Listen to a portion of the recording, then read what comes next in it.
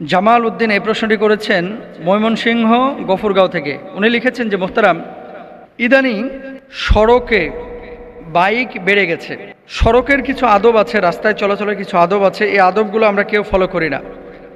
বাইকে অতিরিক্ত স্পিডের কারণে প্রতি বছরই অসংখ্য ছেলেরা মারাও যাচ্ছে। এই ধরনের রোড অ্যাক্সিডেন্টে যারা মারা যায় তারা শাহাদাতের মর্যাদা পাবে কিনা। 2 নম্বর বিষয় হচ্ছে, কেউ যদি খামখেয়ালির কারণে ক্ষতির সম্মুখীন হয় সেক্ষেত্রে আল্লাহর আদালতে তারা দাঁড়াইতে হবে কি না। ভেরি ভেরি ইম্পর্ট্যান্ট একটা বিষয়। প্রশ্নের জবাব আমি দেব, তার আগে আমি অভিভাবকদের উদ্দেশ্যে কয়েকটা কথা বলতে চাই।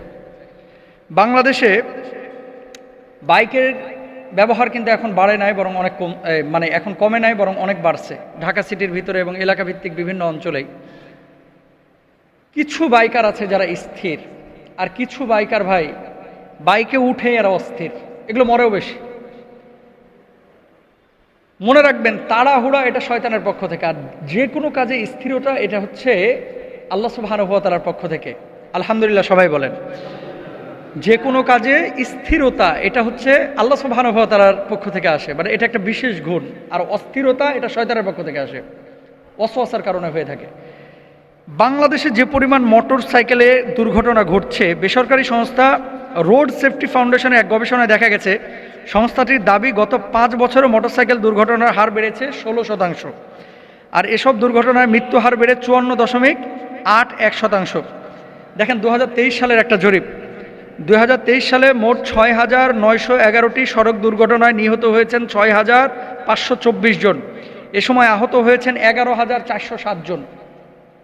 জাতীয় দৈনিক থেকে আমি এই তথ্যগুলো দিচ্ছি, পরে আমি রাসূল আকরাম সাল্লাল্লাহু আলাইহি ওয়াসাল্লামের দিক নির্দেশনামূলক কিছু তথ্য আপনাদেরকে দেব। রাজধানীর ধানমন্ডিতে রোড সেফটি ফাউন্ডেশনের কার্যালয় 2023 সালের সড়ক দুর্ঘটনার বার্ষিক প্রতিবেদন প্রকাশ করেছে। তারা বলছে কি, 2023 সালে মোটরসাইকেল দুর্ঘটনা ঘটেছে 2,532টি, নিহত হয়েছে 2,487 জন এবং আহত হয়েছেন 1,943 জন। নিহতদের মধ্যে 1,909 জন অর্থাৎ 75.39% 14 থেকে 45 বছর বয়সী। তার মানে ম্যাক্সিমাম এই যে বাইক যারা ব্যবহার করে এরা উড়াধুরা চালায়, এদের বয়স কম এবং মরেও বেশি।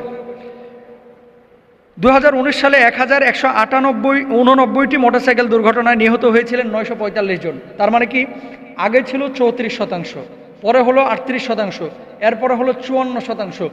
যদি রোধ করা না যায় এটা হয়তো একসময় 94% পরিণত হবে। সড়কে যারা দুর্ঘটনা ঘটায়, যেমনইভাবে বাসের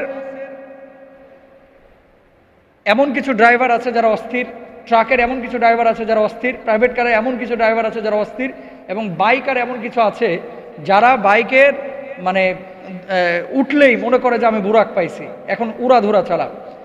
রাসূল আকরাম সাল্লাল্লাহু আলাইহি ওয়াসাল্লাম এই ধরনের বিষয়গুলোকে সম্পূর্ণরূপে নিষেধ করেছেন।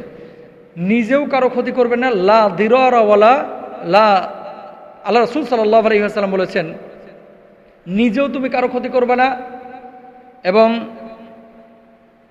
নিজেও কারো ক্ষতি করবে না, এবং নিজেরও কোনো ক্ষতির কারণ তুমি হবে না। আরেকজনের ক্ষতিও আমি করব না, আমি নিজের ক্ষতিও করব না। কেউ যেন আমার ক্ষতি করতে না পারে। লা দিরারা ওয়ালা দরার, আল্লাহ রাসূল সাল্লাল্লাহু আলাইহি ওয়াসাল্লাম স্পষ্টভাবে বলে দিয়েছেন যে কেউ যেন কারো ক্ষতি করতে না পারে। বাইক যখন আপনি এত দ্রুত স্পিডে চালাচ্ছেন, আরেকজন মানুষ কিন্তু হুমকির মধ্যে পড়ে যায়।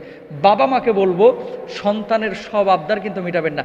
ইন্টারমিডিয়েট পাশ করেছে, বাইকের জন্য অস্থির, আব্বা আম্মাকে টর্চার শুরু করেছে, অত্যাচার শুরু করেছে মানসিকভাবে। যদি বাইক না দাও বাড়িতে থাকবো না, বাইক না দাও তাহলে কিন্তু আমাকে পাবা না, বাইক না দাও তাহলে কিন্তু আমি এই করবো সেই করব, বাইক না দাও আমি তাহলে আত্মহত্যা দিব। এরকম কিন্তু অনেক ছেলেমেয়েরা থ্রেট করে। বর্তমান সময়ে আপনার ছেলেমেয়েরা যদি অস্থির থাকে, মেয়েরাও তো অনেকে বাইক চালাচ্ছে এখন। তবে হ্যাঁ, বোরকা পরে হিজাব মেনটেন করে কোনো মেয়ে যদি বাইক চালায় এটা তার জন্য জায়েজ আছে, যদিও এটা ইসলাম উৎসাহিত করে না, নিরুৎসাহিত করেছে। তার জন্য জায়েজ আছে, যদি হিজাব মেনটেন করে সে চালাইতে চায়, জায়েজ আছে।